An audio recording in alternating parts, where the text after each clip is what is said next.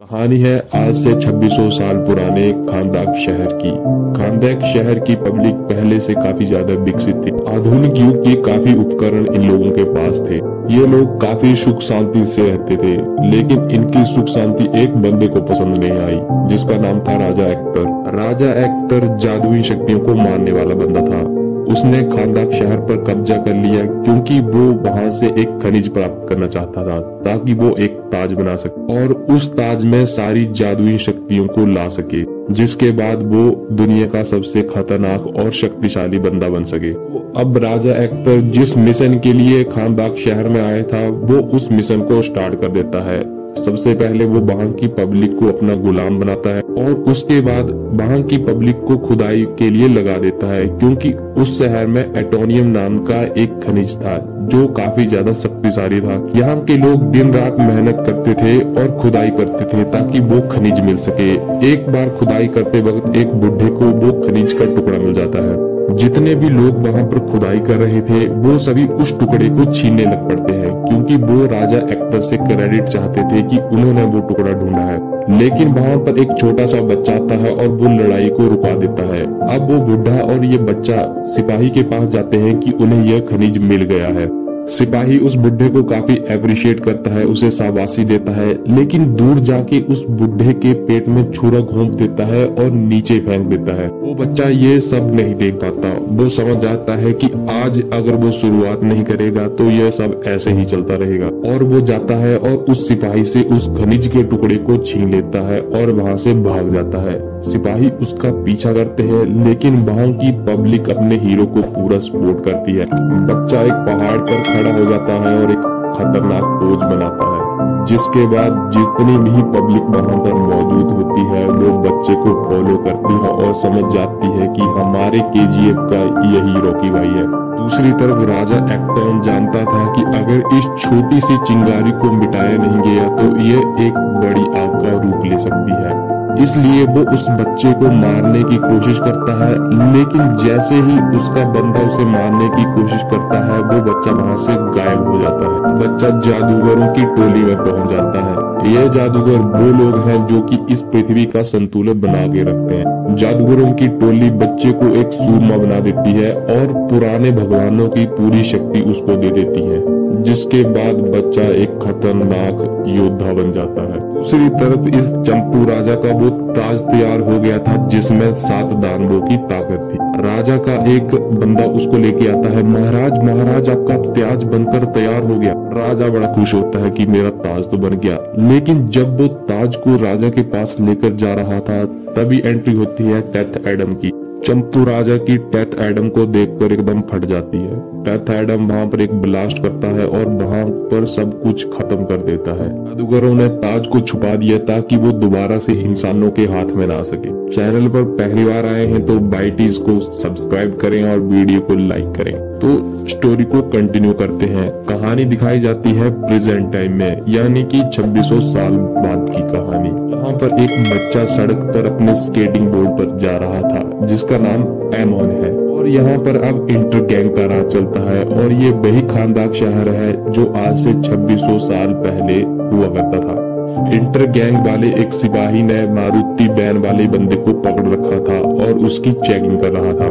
पता नहीं क्यों पर मारुति बैन वाले बंदे की बहुत फट रही थी जब उसकी चेकिंग हो रही थी। तभी वो बच्चा आता है और उस सिपाही से टकरा जाता है। वो सिपाही कहता है कि चाहे गाड़ी 4 टायर वाली हो चाहे ऐसे चलने वाली हो, चेकिंग सबकी होगी और तुझे भी लाइन पर लगना पड़ेगा। वो बच्चा उसकी बात नहीं मानता और वहाँ से निकल लेता है। सिपाही का ध्यान एमोन पर चला जाता है और वो उन गाड़ी वाले को भेज देता है।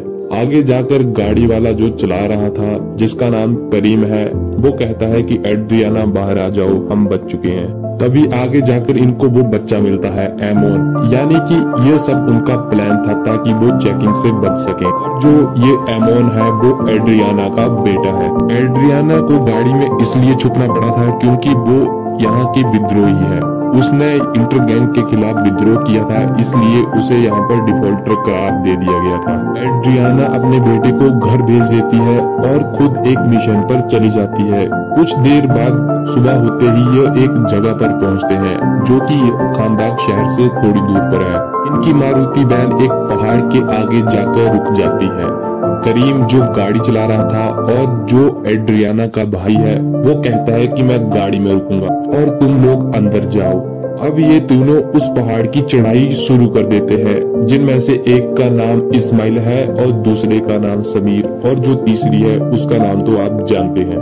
दरअसल ये पलटन यहाँ पर इसलिए आई है ताकि वो उस ताज को ढूंढ सके। कुछ देर बाद ये पहाड़ के अंदर चले जाते हैं और वहाँ पर उन्हें एक कब्र मिलती है जो कि टेथ एडम की होती है और उस पर कुछ लिखा होता है। कुछ देर बाद एड्रियाना को वो ताज दिखाई देता है और वो 2 पहाड़ों पर चढ़कर उसको वहां से निकाल लेती है। लेकिन तभी हम देखते हैं कि इंटर गैंग वाले बंदे वहां पर पहुंच चुके हैं, जो कि उनमें से एक बंदे इस्माइल के थे। लेकिन एड्रियाना को पता नहीं था कि इस्माइल ही इंटर गैंग का लीडर है और उसने अपनी फोर्सेस को यहाँ पर बुला लिया है। जैसे ही वो ताज चुराती है उसका भाई बाहर से आता है और कहता है कि एड्रियाना भागो, यहाँ पर इंटर गैंग आ गई है। एड्रियाना छुप जाती है लेकिन करीम इंटर गैंग वाले लोग पकड़ लेते हैं और कहते हैं कि एड्रियाना अगर तुम बाहर नहीं आई तो इसको हम गोली मार देंगे। जिसके बाद उस बेचारी को अपने भाई को बचाने के लिए बाहर आना पड़ता है और जैसे ही वो घुटनों के बल नीचे झुकती है तो वो ठीक टेथ एडम की कब्र के ऊपर होती है और उसके गले में एक खनिज का टुकड़ा भी होता है जो एंटोनियम का होता है और वो जो उसकी कब्र पर लिखा हुआ था उसे पढ़ने लगती है, जिसके बाद टेथ एडम अपनी कब्र से आजाद हो जाता है। टेथ एडम को सामने देखकर इंटर गैंग वाले लोगों की तो फट जाती है, लेकिन उनका लीडर कहता है कि पहले एक बंदा जाएगा। उनमें जो लास्ट वाला बंदा है उसको वो आगे भेजते हैं और वो डरते डरते उसके पास जाता है और कहता है कि मामू पीछे देख, नहीं तो मैं तेरे को गोली मार दूंगा। जैसे ही वो टेथ एडम के पास पहुंचता है, टेथ एडम उसे हाथ से पकड़कर भस्म कर देता है। इसके बाद जितने भी लोग यहाँ पर मौजूद होते हैं वो सबको बुरी तरह से मारता है। इंटर गैंग वाले लोग जितनी भी गोलियां चलाते हैं उसको एक भी नहीं लगती, मतलब उस पर गोलियों का असर हो ही नहीं रहा था। एड्रियाना अपने भाई के साथ उस ताज को लेकर वहां से भागने की कोशिश करती है। वो लोग अपनी वैन पर सवार होते हैं और जाने लगते हैं। तभी वहां पर इंटर गैंग की पूरी फोर्स वहां पर पहुंच जाती है, लेकिन एडम उन्हें बुरी तरह से मारता है। उनके हेलीकॉप्टर क्रैश कर देता है और जितनी भी गाड़ियां होती हैं उन सभी को वो ब्लास्ट कर देता है। लेकिन लास्ट में एक सिपाही बचता है और वो ब्लैक एडम पर एक एंटोनियम का रॉकेट फायर करता है जो कि उसको घायल कर देता है। ना चाहते हुए भी एड्रियाना को उसे बचाकर अपने साथ घर ले जाना पड़ता है। दूसरी तरफ हमें जस्टिस सोसाइटी वालों को दिखाया जाता है, जिनकी गार्ड में अब चुल मच रही थी कि ये दूसरा बंदा कौन आ गया जो विलेन लोगों को मार रहा है। उन्हें लग रहा था कि इससे उनकी इमेज खराब हो सकती है और वो खुद को इस पृथ्वी के रखवाले मानते हैं। इसलिए अब वो एक टीम तैयार करते हैं ताकि वो टेथ एडम को अपना बंदी बना सके। उनकी टीम में सबसे पहले नंबर पर होता है हॉकमैन। एक लड़की होती है जो कि तूफान बना सकती है जिसका नाम साइक्लोन होता है, और एक लड़का भी होता है जिसका नाम एटम स्मैशर है, वो अपना साइज बड़ा कर सकता है। लास्ट नंबर पर होते हैं हमारे डॉक्टर फेट। ये लोग एक जगह पर इकट्ठे होते हैं और अपने उड़न तस्तरी में सवार होकर खानदाक शहर की तरफ निकल पड़ते हैं। दूसरी तरफ हमारा टेथ एडम अब होश में आ जाता है, जिसे कुछ भी पता नहीं है कि दुनिया अब बिल्कुल बदल चुकी। जैसी वो 2600 साल पुरानी थी अब वो वैसी नहीं रही। जैसे ही वो होश में आता है वो वहाँ से जाने लगता है, लेकिन एड्रियाना कहती है कि तुम हमारी लास्ट होप हो और तुम ही हमें इन इंटर गैंग वालों से आजाद करवा सकते हो। लेकिन टेथ एडम को लगता है कि ऐसा बिल्कुल नहीं है, दुनिया पहले जैसी है। वो दरवाजों से नहीं बल्कि दीवार को तोड़कर बाहर जाता है। एमोन टेथ एडम का पीछा करता है और उससे कहता है कि तुम्हें हमारी रक्षा करनी होगी क्योंकि दुनिया अब पहले जैसी नहीं रही। यहाँ पर अब इंटर गैंग का राज चलता है और तुम्हें हमें उनकी गुलामी से बचाना होगा। टेथ एडम अब बाहर एक स्टैच्यू के पास जाता है और उसे बड़ी गौर से देखता है, जो कि असल में उसका था जो 2600 साल पहले बनाया गया था। एमोन उस सिपाही से फिर से पंगा ले लेता है जो कि उन्हें स्टार्टिंग में मिला था। वो उसका वॉकी टॉकी चुराता है और उसमें अनाउंसमेंट कर देता है कि बिग लोग यहाँ पर इकट्ठे हो जाओ, तुम्हारी मौत ने तुम्हें दावत दे दी है। सिपाही उसका पीछा करता है और उसे पकड़ भी लेता है, लेकिन एड्रियाना वहाँ पर पहुँच जाती है और कहती है कि इसको पता नहीं था कि वो क्या कर रहा है। सिपाही कहता है कि 1 मिनट औरत, मैं तुझे जानता हूँ, तू तो डिफाल्टर घुसता है। और वो उन दोनों को कैद कर लेता है। तभी टेथ एडम वहां पर आता है और सिपाहियों को अलग झपकते ही खत्म कर देता है। टेथ एडम 2 सिपाहियों को आसमान में ले जाता है और उन्हें धरती पर छोड़ने लगता है, लेकिन तभी जस्टिस सोसाइटी की उड़न तस्तरी पहुंच जाती है और उसमें से हॉकमैन नीचे आ जाता है और वो उड़ते उड़ते उन 2 गिरते हुए सिपाहियों को बचाकर जमीन पर छोड़ देता है। लेकिन पब्लिक काफी गुस्सा होती है कि उसने उन्हें क्यों बचाया। हॉकमैन कहता है कि उसे नहीं पता इनकी क्या गलती है, लेकिन कानून इन्हें सजा देगा। लेकिन टेथ एडम नीचे आ जाता है और बिजली के झटके देकर उन दोनों को मार देता है, जिसके बाद पब्लिक में गूज बम्प्स दौड़ने लगते हैं और पब्लिक उसकी जय जय करती है। जस्टिस सोसाइटी की टीम को अपनी बेइज्जती पसंद नहीं आती और वो टेथ एडम से पंगा ले लेते हैं। टेथ एडम पहले तो हॉकमैन की कुत्ते की तरह पिटाई करता है, उसे दौड़ा दौड़ा कर मारता। देन हॉकमैन डॉक्टर फेट की मदद मांगता है। डॉक्टर फेट वहां का व्यू पहले जैसा बना देता है, जैसे कि खानदाक 2600 साल पहले। डॉक्टर फेट की भी बुरी तरह से धुलाई होती है। साइक्लोन भी अपना जलवा दिखाने के लिए वहां पर एक साइक्लोन पैदा करती है, जिसके बाद टेथ एडम पाइपों के बीच में कैद हो जाता है, लेकिन अपनी बिजली की शक्ति से वो वहां से आजाद हो जाता है। एटम समैसर थोड़ी देर बाद दौड़ता हुआ आता है और एक और उसे अपने पंच के नीचे दबा लेता है।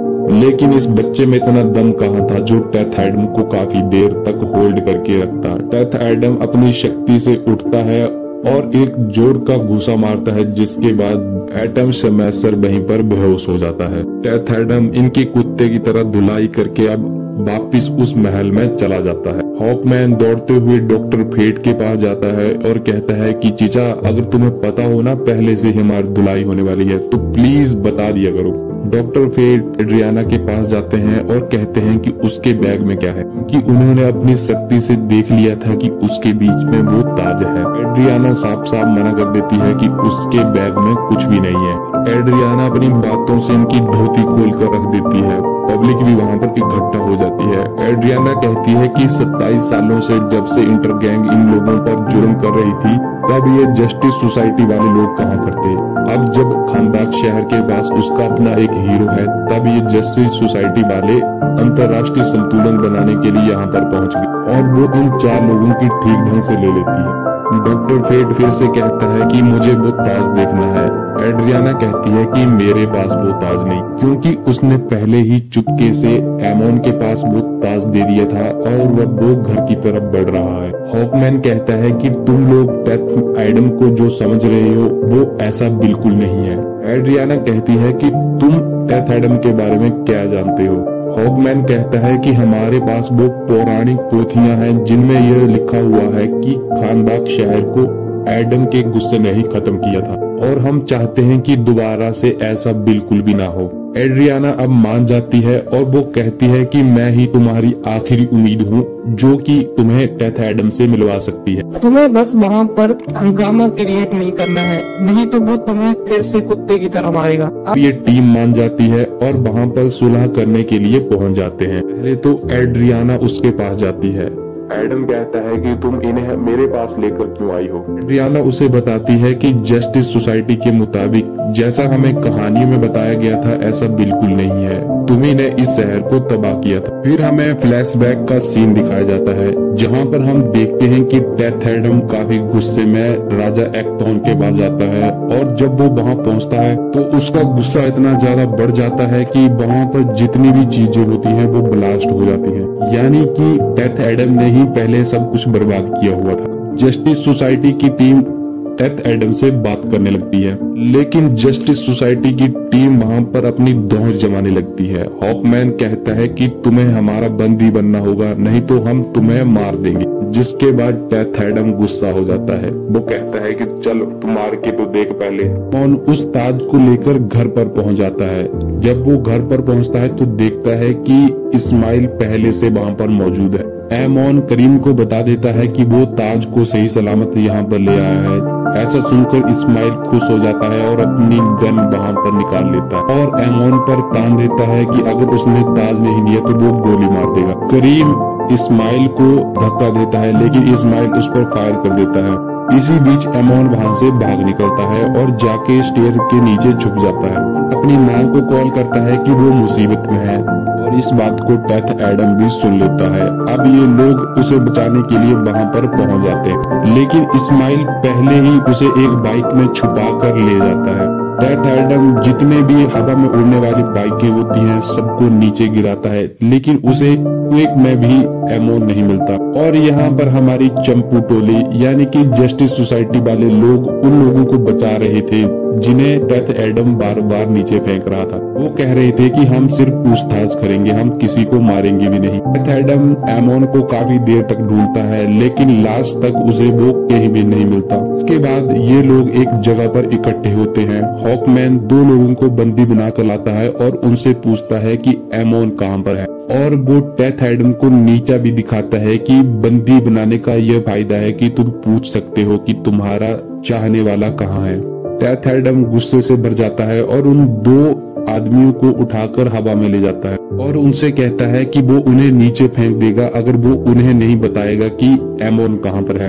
एक को वो फेंक देता है, हॉकमैन उसे बचाने के लिए जाता है और जब वो दूसरा बता देता है तो वो दूसरे को भी नीचे फेंक देता है। मैन अब काफी गुस्से में आ जाता है और टेथ एडम से भिड़ जाता है। इन दोनों में फिर से घमासान युद्ध शुरू हो जाता है। जस्टिस सोसाइटी की टीम इन लोगों में बीच बचाव करती है। अब ये लोग जस्टिस सोसाइटी की उड़न तस्तरी में सवार हो जाते हैं और एमोन को ढूंढने के लिए उसकी लोकेशन पर जाने लगते हैं, जो कि एक पुरानी फैक्ट्री में छुपाया हुआ होता है। जस्टिस सोसाइटी वाले चंपू टेथ एडम के साथ काम करने के लिए तैयार नहीं थे और हमारा एडम भी उनके साथ काम नहीं करना चाहता था, लेकिन एड्रियाना के कहने पर अब ये दोनों आपस में काम करने के लिए तैयार हो जाते हैं। वो लोग उस बंद फैक्ट्री में पहुंच जाते हैं जहां सामने ही बिलन मंडली होती है और इस्माइल ने एमोन को पकड़ रखा था। ये लोग इस्माइल और एमोन के पास नहीं जा सकते थे क्योंकि उसने एक बड़ी सी लेयर बाहर अपने आप को बचाने के लिए लगा रखी। अब वो टेथ एडम को उकसाने के लिए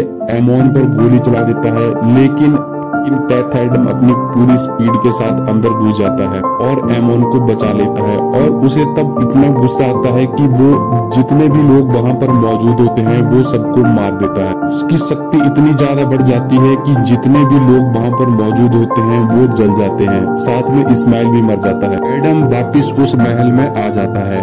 हॉकमैन उससे काफी ज्यादा गुस्सा होता है और उससे पूछता है कि तुमने उन सभी को क्यों मारा जबकि हम उनसे आसानी से निपट सकते थे। तब वो कहता है कि जादूगरों ने गलती की जो तुम्हें इतनी सारी शक्तियां दे दी। एडम उसे बताता है कि जादूगरों ने उसे नहीं बल्कि उसके बेटे को वो शक्तियां दी थी। अब कहानी फ्लैशबैक में जाती है जहां पर हम देखते हैं कि जब राजा एक्टोन उस बच्चे को मारने की कोशिश करता है और वो गायब हो जाता है, जादूगर उसे काफी ज्यादा शक्तियां देते हैं। उस बच्चे के माता पिता को राजा एक्टोन की सेना घेर लेती है, उसकी माँ को मार देते हैं और उसका पिता घायल हो जाता है, लेकिन वो बच्चा वहाँ पर आ जाता है और अपने पिता को बचा लेता है। वो देखता है कि उसका पिता काफी ज्यादा घायल होता है। वो अपने पिता को अपनी शक्तियां दे देता है और उसे सच्चा सूरमा बना देता है और खुद फिर से वो बच्चा बन जाता है। यानी कि अब कहानी हमें समझ आती है कि जो स्टार्टिंग में जादूगरों ने शक्तियां दी थी वो अब एडम के पास है और वो इतने गुस्से में इसलिए था कि उसे अपने परिवार को खोना पड़ा था, इसलिए उसने राजा एक्टोन को मार दिया था। एडम अब शांत हो जाता है और ब्लैक हॉक और जस्टिस सोसाइटी वाली टीम उसे गिरफ्तार होने के लिए मना लेती है। वो लोग उसे पानी के अंदर एक जेल में ले जाते हैं और वहाँ पर एक शेल में बंद कर देते हैं। वहाँ की सिक्योरिटी वाली कहती है कि यहाँ से कोई भी नहीं भाग सकता। जस्टिस सोसाइटी की टीम अब अपने अगले सफर पर निकल पड़ती है। डॉक्टर फेट जब अपने हेलमेट के साथ हाथ लगाते हैं तो वो आगे का समय देखते हैं जिसमें उन्हें दिखता है कि ब्लैक हॉक की मृत्यु हो जाती। वो ब्लैक हॉक को बताते हैं कि अभी भी बुरा वक्त टला नहीं है। दूसरी तरफ हम एड्रियाना और साइक्लोन को देखते हैं जो कि ताज पर लिखी हुई चीजों को पढ़ रही थी। तब वो समझ जाती हैं कि इस्माइल ने जानबूझकर अपने आप को एडम के हाथों मरवाया ताकि वो उन दानवों के पास मरकर चला जाए और उनसे शक्तियां प्राप्त कर सके। दूसरी तरफ हम इस्माइल को देखते हैं जो कि शक्तियां प्राप्त करके अब खतरनाक दानव बन चुका है। वो खानदाक शहर को तहस नहस करके रख देता है। जब जस्टिस सोसाइटी का जहाज आता है तो वो उसे भी गिरा देता है। डॉक्टर फेट नहीं चाहते थे कि उसका दोस्त मरे, इसलिए वो खुद अकेले ही अंदर जाने का निश्चय करते हैं और उन सभी को एक जादुई दीवार के बाहर बंद कर देते हैं। इसके बाद वो अकेले ही इस्माइल से भिड़ जाते हैं, लेकिन इस्माइल उन्हें मार देता है। लेकिन मरने से पहले डॉक्टर फेट एडम को याद करते हैं और उसे अपने पास बुलाते हैं, क्योंकि खानदाक शहर को अब वही बचा सकता था। एडम अपने सेल से छूटकर भाग निकलता है। सिपाही उसको गोलियों से घायल कर देते हैं, लेकिन वो किसी तरह से भाग जाता है और पानी के ऊपर आकर अपनी पुरानी बातों को याद करने लगता है, जिसके बाद उसकी शक्तियां उसे वापस मिल जाती हैं और वो खानदाक को बचाने के लिए निकल पड़ता है। दूसरी तरफ ब्लैक हॉक की इस्माइल कुत्ते की तरह पिटाई करता है।